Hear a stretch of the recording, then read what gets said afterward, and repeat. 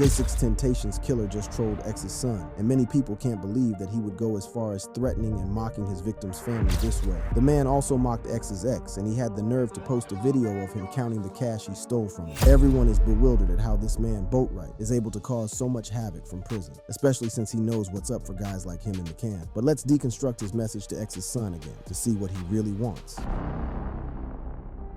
XXXTentacion's killer trolls X's son.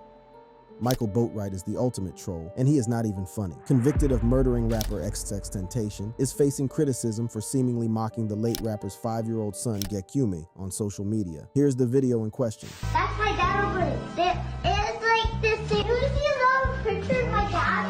Yeah. Have you showed me these before? Look!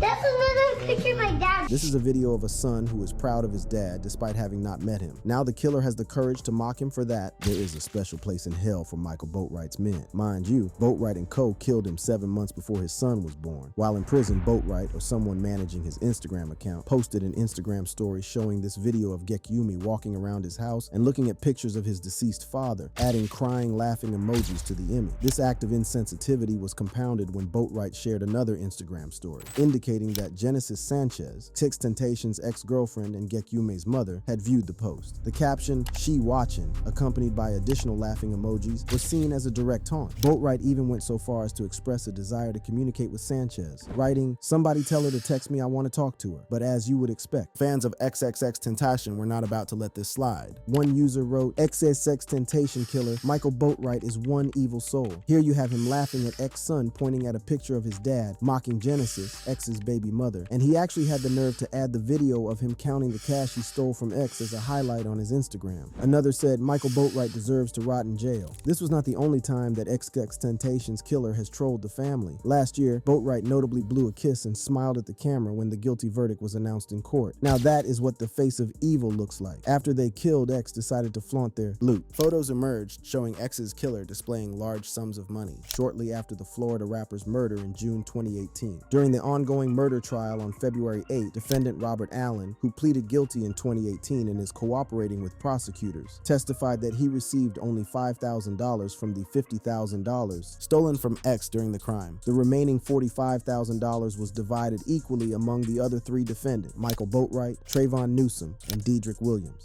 The photos, posted on Twitter by law and crime reporter Kathy Rusin, depict Allen, Boatwright, and Newsom flaunting stacks of bills. Allen confirmed that the money they held was the same money that had been in X's Louis Vuitton bag prior to his murder. He and his accomplices, Dedrick Williams and Trayvon Newsom, were given life sentences without the possibility of parole for the 2018 killing of rapper XXXTentacion outside a Florida motorcycle shop. A 4th participant in the crime, Robert Allen, pleaded guilty to second-degree murder in August 2022. He testified against his co-defendants during the trial, hoping for a reduced sentence. Allen was sentenced to 7 years in prison, but is expected to serve about 2 years, accounting for time already served. How does an inmate accused of such a high-profile crime have the ability to access a phone while behind bars? The incident has peeled back the curtain on the often opaque world of prison regulations and inmate privileges, leaving many to wonder about the justice system's oversight and the boundaries of communication from the confines of a cell. How? How could a man confined by the steel bars and concrete of a cell bypass what one would assume to be stringent security measures to obtain what is considered contraband in the prison system? The implications of this incident are far-reaching, touching on the effectiveness of prison security systems, the mental health implications for the family members of victims, and the broader societal impact of allowing such behavior to go unchecked, sometimes with the help of corrupt staff, and other times through ingenious methods devised by the inmates themselves. Once inside, these devices become lifelines to the outside world, for better or for worse. In this case, it has allowed a convicted felon to inflict further pain on an already grieving family. The family of XXXTentacion, still grappling with their loss, now faces a new kind of torment, one that comes not from the physical world, but from the digital realm, where barriers are few and the potential for harm is vast. Despite previous displays of nonchalance during the trial, such as Michael Boatwright blowing a kiss in the courtroom, some people might find solace in the prison mugshots of Michael Boatwright being less jovial. During the sentencing of Williams, Boatwright, and Newsom, XXX's manager, Solomon Soband, delivered a heartfelt statement from the family. He highlighted the profound loss felt by the family and acknowledged XXXTentacion's son, who was born after the rapper's death. This is a loss we will never truly recover from. We will never get to see Jase live to his full potential. We will never get to watch him grow old. We will never get to watch him be a father. After the murder convictions were announced, Genesis Sanchez, the mother of XXXTentacion's son, shared her reaction to the news on Instagram. "After 5 long years, you may finally rest in peace," she wrote on her Instagram story at the time. "Gekyum will never get to meet you Earthside, but it is my job as a mother to ensure I share those special memories with him," she continued. "Ja was robbed of his life, and Geki was robbed of his father. For this, I will never truly have complete peace, but justice being served today helps the healing process."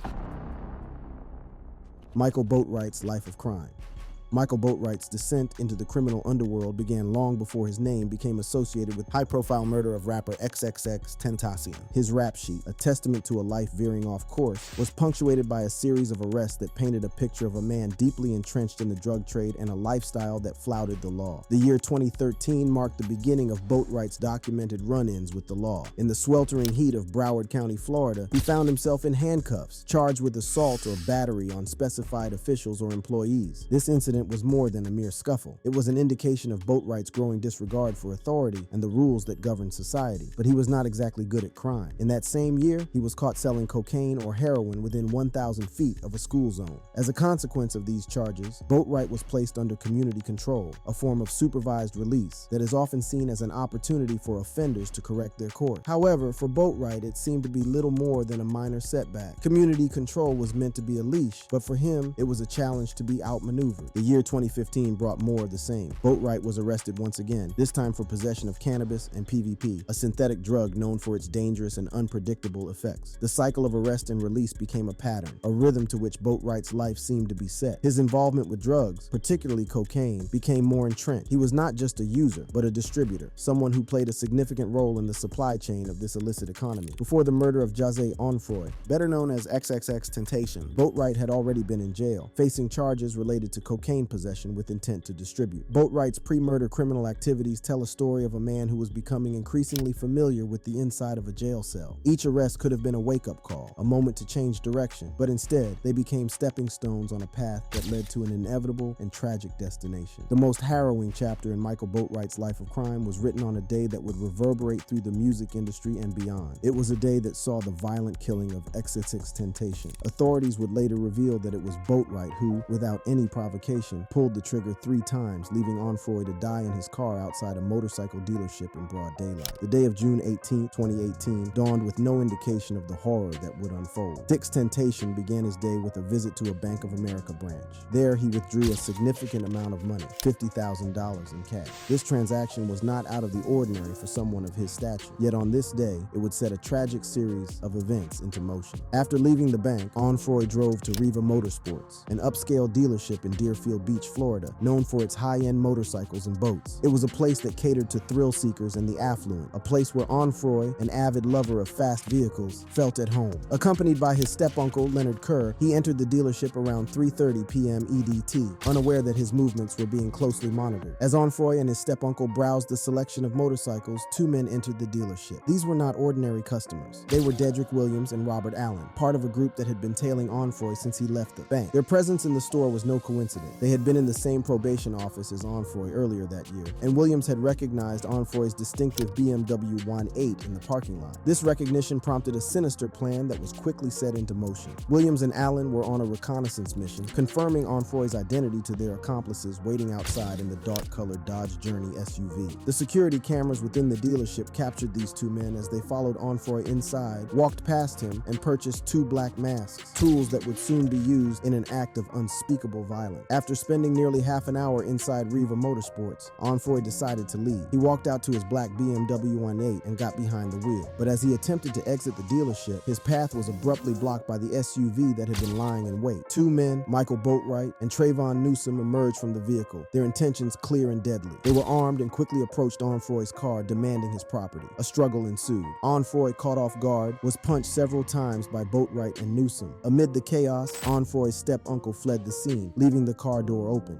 Newsom, seizing the opportunity, entered the passenger side of Onfroy's vehicle and grabbed the Louis Vuitton bag containing the cash Onfroy had withdrawn earlier. The robbery, however, was far from over. Despite having obtained what they came for, Boatwright stepped back from Onfroy's vehicle, raised his rifle, and looked Onfroy in the eyes. In a chilling moment of cold-blooded determination, he fired multiple shots. Onfroy, caught in a state of confusion and disbelief, was hit. The sound of gunfire echoed through the parking lot as the perpetrators fled the scene, leaving behind a scene of devastation and a young life hanging in the balance. The murder of X was not a random act of violence. It was a targeted, premeditated attack that robbed the music industry of one of its most enigmatic figures. The investigation that followed would reveal the meticulous planning that went into this heinous crime, a plot that involved surveillance, coordination, and a ruthless disregard for human life. The murder of X reverberated through the community and triggered an intense investigation by the Broward County Sheriff's Office. The brazen daylight killing of a high-profile figure demanded swift justice, and the authorities were under immense pressure to solve the case. The first break in the investigation came with the discovery of the Dodge Journey SUV used in the crime, found abandoned in a different part of the county. This vehicle became a crucial piece of evidence, leading detectives down a path that would eventually unravel the conspiracy behind the murder. Surveillance footage from Riva Motorsports and surrounding businesses provided the investigators with a timeline of events and the identities of the suspect. Dedrick Williams was the first to be apprehended, just 2 days after the murder, when he was identified through the dealership's CCTV footage and his distinctively bright orange sandals. His arrest was a turning point in the case, as it allowed law enforcement to piece together the roles of each individual involved in the crime. The investigation revealed that the murder was not a crime of opportunity, but a premeditated act. The suspects had planned the robbery after recognizing Onfroy's car, a black BMW Y8, in the parking lot of Riva Motorsports. Robert Allen and Dedrick Williams had entered the dealership to confirm Onfroy's identity before signaling to their accomplices, Michael Boatwright and Trayvon Newsom, to proceed with the robbery. As the net closed in, Robert Allen was apprehended in rural Georgia, while Michael Boatwright and Trayvon Newsom were arrested in Florida. Boatwright, identified as the gunman, was charged with first-degree murder and armed robbery. Newsom, who had fled with the cash-filled Louis Vuitton bag, faced similar charges. The evidence against them was overwhelming, including DNA, eyewitness testimony, and the damning surveillance footage. The trial of the suspects was a highly publicized affair, with the courtroom often packed with X's fans, family, and members of the media. The prosecution presented a detailed case, showcasing the premeditation and callousness of the crime. Robert Allen, who had struck a plea deal with the prosecution, testified against his former accomplices, providing a chilling account of the events leading up to and following the murder. Michael Boatwright and the others were given 2 consecutive life sentences without the possibility of parole, plus an additional 30 years. Robert Allen's cooperation with the authorities earned him a lesser sentence. On May 17, 2023, he was sentenced to 7 years in prison, with credit for time served, followed by 20 years of probation. His testimony had been crucial in securing the convictions of his co-defendants, and the plea deal reflected the value of his cooperation. The conclusion of the trial brought some measure of closure to X's family and fans, but it also raised questions about the circumstances that led to such a senseless act of violence. But Michael did not fail to remind everyone how evil he is by mocking the family in court right there with a kiss to the camera. However, when everyone thought the case was settled and justice was done, he would then publicly troll X's son. However, the joke is on him, as taking into account X's legacy and wealth, his son has a bright future ahead of him. Unlike Boatwright, who would not smell freedom, gets to sleep on a concrete slab with no sheets, and will never drop the soap for the rest of his life. In the wake of his murder, X's music soared in popularity,